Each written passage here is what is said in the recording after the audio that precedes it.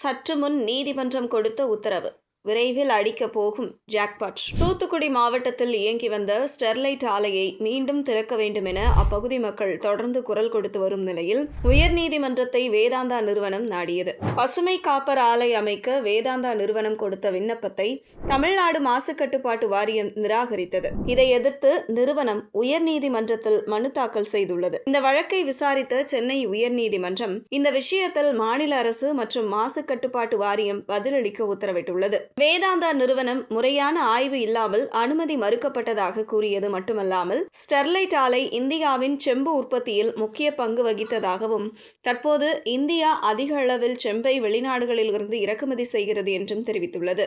Green copper திட்டம் சுற்றுச்சூழலுக்கு பாதிப்பு குறைவாக இருக்கும் என்றும் தமிழகத்தில் பலருக்கும் வேலைவாய்ப்புகள் உருவாகும் என்றும் வேதாந்தா நிறுவனம் தெரிவித்துள்ளது. அரசின் பதிலுக்கு பிறகு விரைவில் அடுத்த கட்ட அறிவிப்பு வெளியாகும். ஸ்டெர்லைட் ஆலை திறக்கும் சூழலில் அந்த பகுதி மக்களின் வாழ்வாதாரம் உயர்வது மட்டுமல்லாமல் தமிழகத்தின் வளர்ச்சியும் பெருகும் நிலை உருவாகியுள்ளது.